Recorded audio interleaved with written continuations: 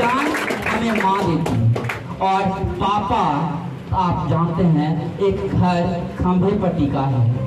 पापा हमारे घर के खंभे होते हैं, वो जैसे भी हैं वो खंभे हैं और परिवार को अपने उस बदौलत उठा कर रखे हैं, उस परिवार को चला पाते हैं। और सोचिए जरा सा कि पापा आपको कितना बेहतर तौर तरीके से हम लोगों को समझा बुझा कर, यानी अगर हम जिद कर देते हैं पापा आज मेला देखने जाएंगे ही, और पापा को नहीं ले जाने का मन है क्योंकि वो जानते हैं कि वहाँ व्यवस्था अच्छा नहीं है, पापा कहते कोई दिक्कत नहीं बेटा, शाम में चलेंगे अपना सब आदमी, कोई दिक्कत नहीं है, शाम में चलेंगे और फलवा को भी साथ कर लेंगे और आपके दोस्त भी को जाएंगे तो हाँ पापा उसको भी ले लेंगे, सब आदमी शाम में चलेंगे। शाम होता हम लोग सो जाते हैं और पापा सुबह में कहते तुमको कितना उठाए थे तुम नहीं गई।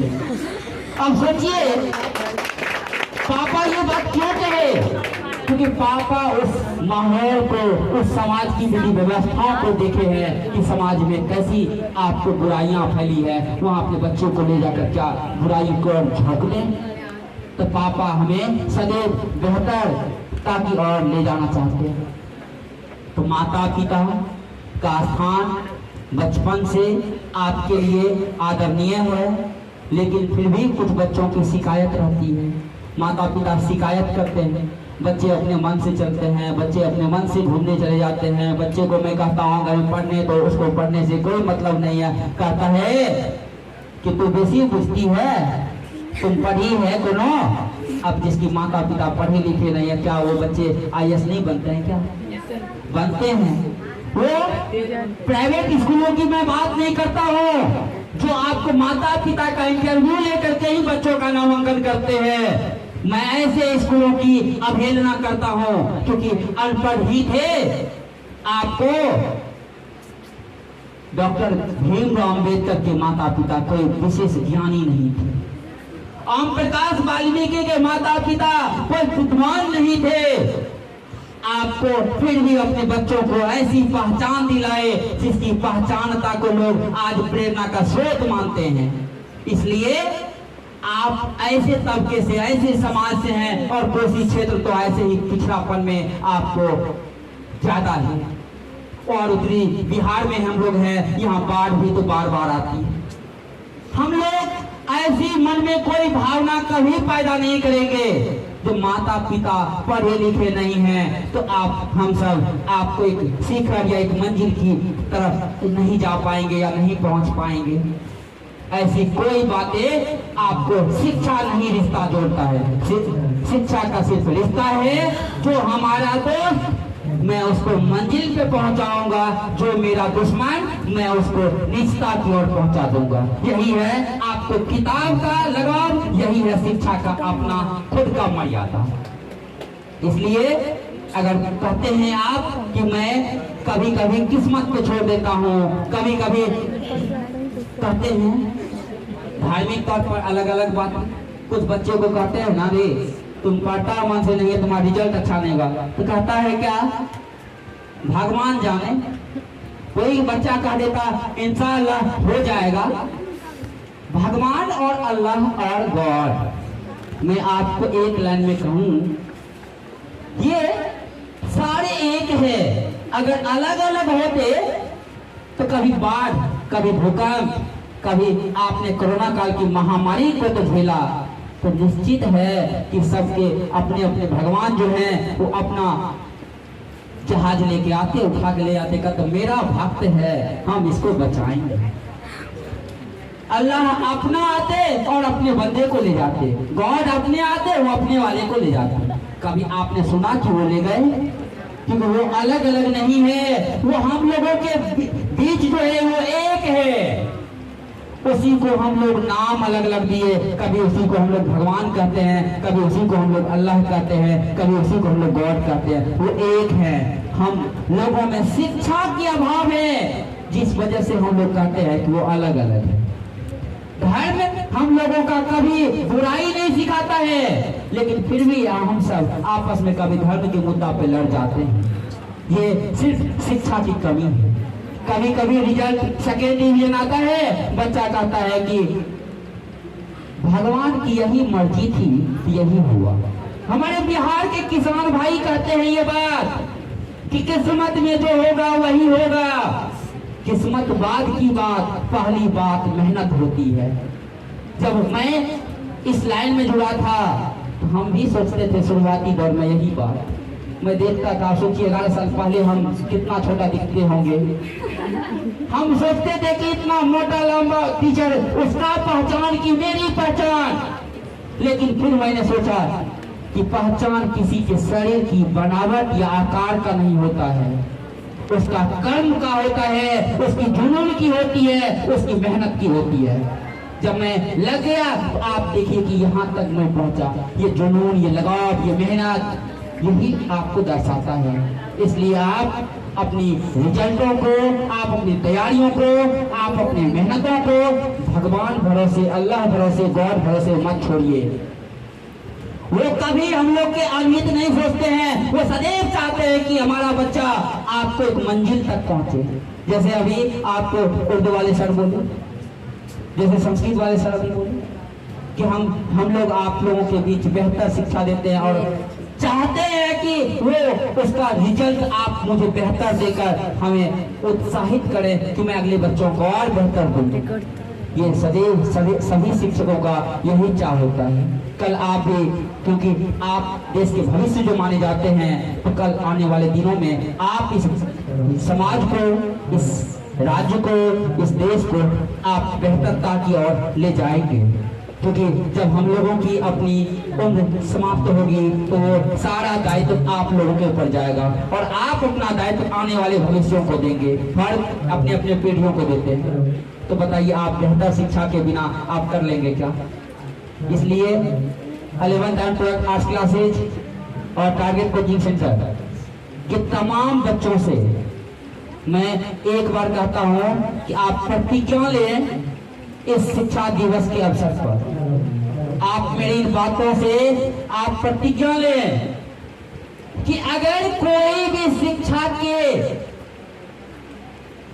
शिक्षा रूपी हथियार को प्राप्त करने के रास्ते में बाधा होगी, उस बाधाओं को उड़ा देंगे हम, तोड़ देंगे हम, लेकिन शिक्षा को प्राप्त बेहतर तरीके से करेंगे।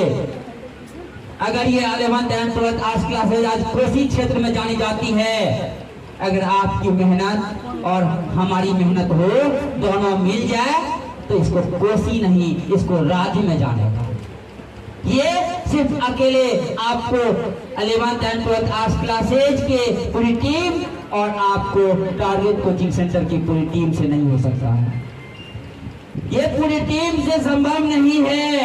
ये अगर संभव है तो पूरे टीम के उन होनहार बच्चों की योगदान से, ये आप लोगों के योगदान से है, आप लोगों का समर्पण भाव से है। जब आप चाहेंगे, आप याद कीजिए, पूरी सिलेबस पढ़ते हैं आप, बिहार बोर्ड की अपनी पूरी सिलेबस को पढ़ते हैं आप, और सिलेबस से बाहर कोई क्वेश्चन नहीं होती है।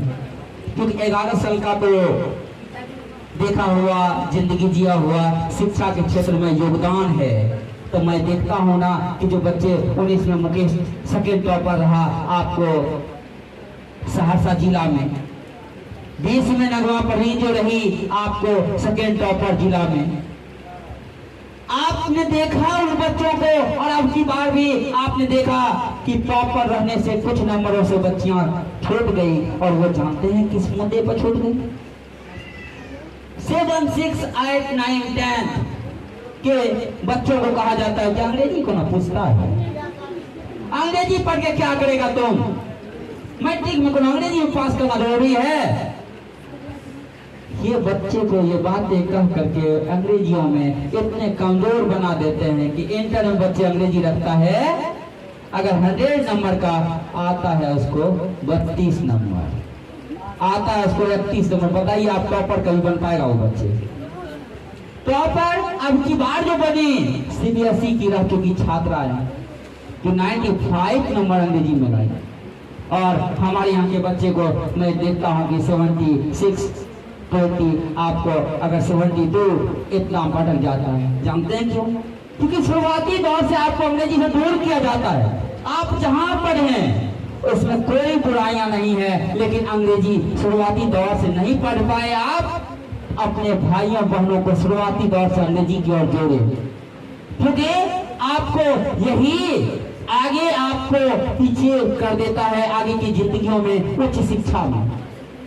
इसलिए सवा प्रवीण को 438, उसके बाद सोनम, उसके बाद आपने देखा कि विभिन्न लड़कियों ने आपको 400 प्लस मार्क्स प्राप्त की थी। मैट्रिक में भी आपने देखा सोनाली और को आपको 435 अंक आया था। ये आपको कोरोना काल का रिजल्ट था, लेकिन अब की बात तो शुरुआती दौर में ना कोरोना काल आपको आया, लेकिन अभी तो कोई कोरोना काल नहीं है, कोई महामारियां नहीं है। और अब की बात तो बरसात भी आपको भगवान इंद्र भी नाराज हैं और आपके लिए साथ दे रहे हैं कि आप पढ़ लो, क्योंकि हो सकता है कि आगे क्या होगा कोई नहीं जानता। आपको क्लास डिस्टर्ब तो नहीं हुई अब की बात, तब आप अगर राज्य में और जिला में स्थान नहीं प्राप्त करते हैं तो आपसे ज्यादा ना समझदार बच्चों को तो मैं नहीं देख पा रहा। आपके प्रति समर्पित भाव आपको पूरी टीम की रहती है, फिर भी आप नहीं टॉप कर पाए, इसमें तो आपकी 100% कमियां हैं। इसलिए मैं तमाम बच्चों से 11th and 12th arts classes और टारगेट कोचिंग सेंटर के तमाम बच्चों से कहता हूं, एक बार आप खड़े होकर के प्रतिज्ञा लें कि आपको अब की बार जिला और राज्य में स्थान प्राप्त करना है। थोड़ी मेहनत से समर्पित भाव से आज के बाद आप सबों को पढ़ना है। आप सब एक बार अगर ये दिवस आप मनाते हैं अपने शिक्षकों के साथ, डॉक्टर सर्वपल्ली राधाकृष्णन के जन्म दिवस पर, और शिक्षकों को आज कुछ आप बेहतर तोहफा देना चाहते हैं तो निश्चित तोहफा शिक्षकों के लिए आपकी रिजल्ट होगी। आप आज निश्चित एक बार प्रतिज्ञा लेंगे। कहते कहते मैं सिलसिले में एक बात और कहना चाहता हूँ। जो बात मैं कहने जा रहा हूँ आप लोग गौर से सुनेंगे, क्योंकि बोलने से पहले ही मेरी आंखों में आंसू आने लगा। ये मैं इसलिए कहता हूँ कि बहुत सारे के माता पिता जब हम लोगों खासकर पर्सनल मेरे पास बैठते हैं, तो अभी तो मैं ऑफिस नहीं दिया हूँ बैठने के लिए, क्योंकि कोरोना काल के बाद आप भी देखते हैं कि कुछ व्यवस्थाओं में कमी है, लेकिन पढ़ाई में कमी नहीं है। ये 100% आपके बीच मैं जो बात बोलने जा रहा हूँ आप अपने दिल से सुनेंगे, मन से नहीं। जब आपके माँ बाप हमसे मिलते हैं ना, जानते हैं कितने के माता पिता की आंखों में आंसू आ जाते हैं कि सर मेरा बच्चा रोड पे बौखता है सर, हम अपने बच्चों को चाहते हैं कुछ बनाएं, जो पैसा लगेगा सर मैं बनाऊंगा। सर आप औरों के बच्चों को समझाते हैं, 5 मिनट सर मेरे बच्चों को आके समझाइए सर। सच कहते हैं कि वो बोलने वालों का उम्र देखते हैं 50 प्लस उम्र, मैं अपना देखता हूँ 28, 29, 30 साल का उम्र। सोचते हैं कभी कभी कि ये माँ सरस्वती जो हिंदू धर्म में शिक्षा की देवी है, उनके योगदान से मैं इस लायक तो बना, अपने गुरुजनों के आशीर्वाद से, अपने माँ बाप के आशीर्वाद से इस लायक तो बना। कोई इस तरह से अपने बच्चों को मेरे हवाले कर देते हैं कि आप समझाएं सर, मेरे बच्चों को बनाए दे कुछ, आपका बहुत बड़ा एहसान रहेगा सर। जो कहिएगा सर वो मैं दूंगा, जो कहिएगा सर वो देंगे हम, जितनी पैसा कहिएगा सर देंगे, जहां तक सक्षम है। लेकिन कभी 2011 से आज तक कभी ऐसी लालसा नहीं रही है कि बच्चों का कोई काम करा दें तो उसमें पैसा ठग दें। बच्चों की शिक्षा के लिए अगर मैं 2 घंटा ज़्यादा समय दे दूं तो बच्चे से ज़्यादा पैसा मांग लूं। जो मजदूरी होती है वो मांगते हैं, उसमें आपको नाराजगी होती होगी, वो अलग बात है। लेकिन मेहनत की जो मेहनताना होती है, जो मजदूरी होती है, वो मजदूरी मांगते हैं सिर्फ, उसमें भी कुछ बच्चों में नाराजगी होती है। लेकिन मैं इस नाराजगी की दौर में नहीं जा रहा हूँ, मैं जा रहा हूँ आपको और आपके माता पिता के साथ मेरे रिश्ता की बात करने। हम आपके माँ बाप या आपके समाज में रहने वाले अन्य बच्चों के जो माँ बाप होते हैं, जब वो बच्चों के लिए रो पड़ते हैं ना, हम सोचते हैं कि आप अपने माँ बाप के दिल का टुकड़ा हैं। टुकड़े को धूमिल होते हुए, बच्चों को बुराई की रास्ता पर जाते हुए और बच्चों की मंजिल को ना प्राप्त करते हुए देखते हुए, वो दिल का जो टुकड़ा आप है अपने माँ बाप के हैं, सोचिए वो दिल, वो शरीर कितना रोता होगा। इसलिए आपके माता पिता की वाणियों से जब मेरे आंखों में आंसू आ सकता है, तो आप एक बार प्रत्येक दिन अपने माँ बाप का चेहरा देखिए। कितनी मेहनत करके वो 500 रुपया आपको 600 रुपया व्यवस्था करके देते हैं कि जाओ टीचर को ये पैसा दे दे। कभी कभी तो आपने 2-3 महीने में टीचर को पैसा दिया, क्या आपको टीचर भगा दिए? आप वो चीजों के लिए माँ बाप का एक बार निश्चित प्रत्येक दिन, संस्कृत वाले सर बोले प्रणाम करने की बात, अगर आप हिंदू धर्म से हैं तो प्रणाम करें, अगर इस्लाम धर्म से तो आप प्रत्येक दिन इस्लाम करते ही होंगे और करें, और चेहरा निश्चित एक बार देखें।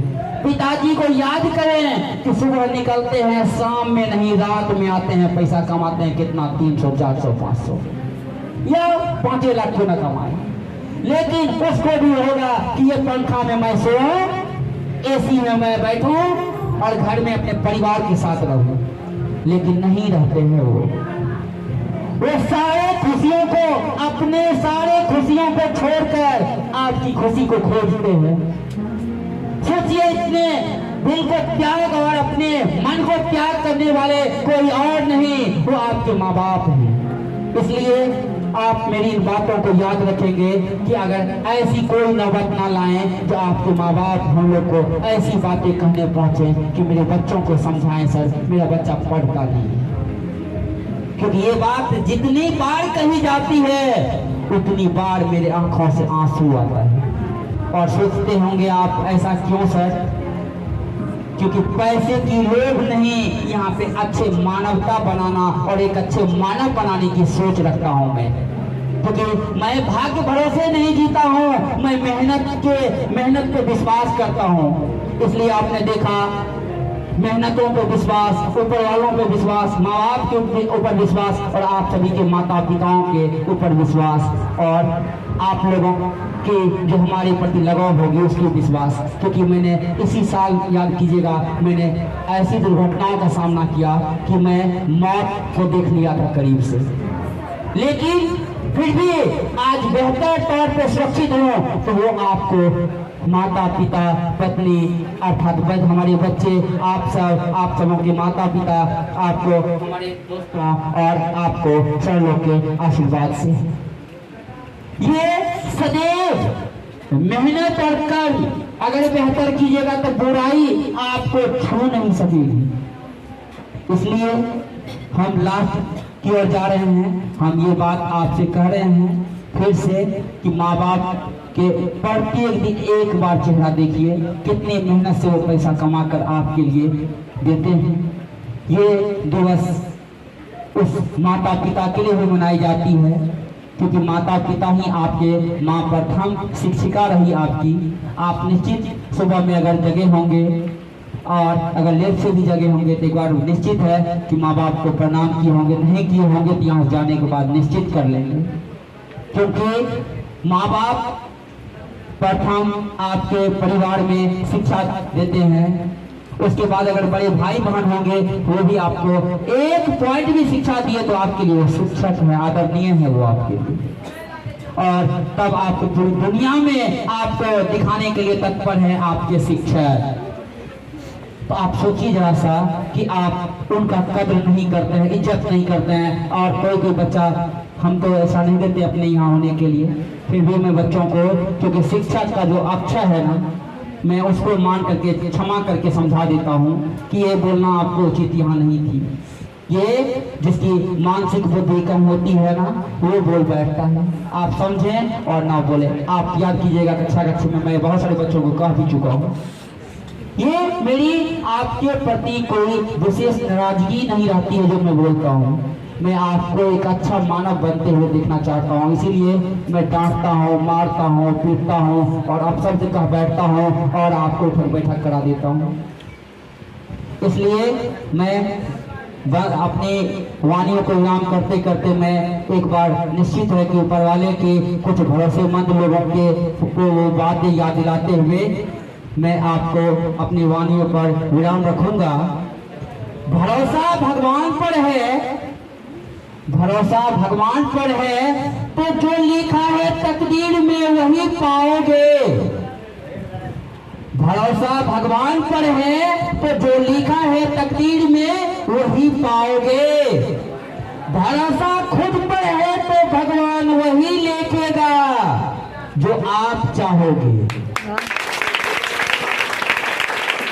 आप सुनते होंगे कुछ लोग कहता है कि ऊपर वाले जाने, भगवान जाने, अल्लाह जाने, गॉड जाने मेरी जिंदगी में क्या होगी, क्या लिखा है। लेकिन आप खुद पर भरोसा कर मेहनत करना आरंभ कर दे तो भगवान नहीं, जो आप चाहोगे वो खुदा लिखेगा, अल्लाह लिखेंगे, गॉड लिखेंगे और आपके जीवन के लिए लिखेंगे। क्योंकि जब भीमराव अम्बेडकर को कक्षा कक्ष से बाहर कर दिया गया था, खिड़की पर खड़े होकर के लिखना पढ़ना आरंभ किए थे। जब ओम प्रकाश वाल्मीकि को शिक्षक ने कक्षा कक्ष में प्रवेश करने नहीं दिए, उसको भगा दिए, तो वो फिर भी जुनून के साथ आपको लड़ करके पढ़े। तो आप बताइए कि कहाँ आपको किस्मत है, कहाँ आपको भगवान भरोसे है, कहाँ अल्लाह के भरोसे है। क्योंकि अल्लाह भगवान गॉड हम लोगों के लिए कभी बुराई नहीं सोचते। बुराई हम लोग करीब से खींचते हैं, आकर्षित करते हैं बुराइयों को। इसलिए बुराई को हम सब आकर्षित ना करें और भाग्य भरोसे ना छोड़ें। बुराइयों को अपने दिलों से, अपने जहन से और अपने यादों से अपने आप को बाहर निकाल कर फेंक दें और अच्छाइयों की तलाश करें। अच्छाई तलाश करने में कठिनाई होगी, मेहनत करना पड़ेगा, विभिन्न कष्टों का सामना करना पड़ेगा। जो हम लोग आज पढ़ाते हैं तो क्या हम लोग विभिन्न कष्टों का सामना नहीं करते हैं? क्या विभिन्न कष्टों का सामना करते हैं और उनमें से भी वक्त निकालकर अपने परिवार वालों को देते हैं। फिर भी आप सोचिए कि आप लोगों के बीच समर्पित भाव से आपको शिक्षक की भांति मैं आपको शिक्षा दान करते रहता हूँ। फिर भी मैं चाहता हूँ अगर आप लोगों को हमारी तरफ से और हमारी संस्था की तरफ से कभी कोई कोताही नजर आवे, आप हमको अपनी बातें खुलेआम रख सकते हैं। बैठिए, आप बोलिए सर हमको फलाना समस्या है, मैं ऐसे बनना चाहता हूँ, मैं कैसे बनूँ। आपने देखा कि हमारा छोटा भाई कहीं किसी दूसरी संस्था में पढ़ने नहीं गया। उन्होंने सब यानी आपको 10th, 11th, 12th सारा पढ़ाई आपको हमारे ही पास, हमारे ही बच्चों के बीच कक्षा कक्ष में पढ़ाई किया। और आपको कुछ दिन अगर सर आपको क्लाइमेक्स टीचिंग सेंटर आपको खुलवाए हुए हैं, मैथ कुछ दिन आपको वहां पढ़ा। और एक बार नहीं, फर्स्ट रिजल्ट बिहार पुलिस का निकाला, सेकेंड वाला भी रिजल्ट उसको हो गया था। तो फर्स्ट वाला में ज्वाइनिंग किया तो सेकेंड वाली की कोई आवश्यकता ही नहीं रही। आप समर्पित दिखाएंगे, आपको रिजल्ट और आपकी कामयाबी आपको बुलाएगी कि आओ तुम यही जॉब कर लो, ये प्राप्त कर लो। लेकिन तुम कहोगे मैं इससे भी अच्छा करूँ, लेकिन बिना मेहनत का नहीं, बिना समर्पित भाव का नहीं। इन्हीं चंद शब्दों के साथ मैं आपको अपनी वाणी को विराम देता हूँ।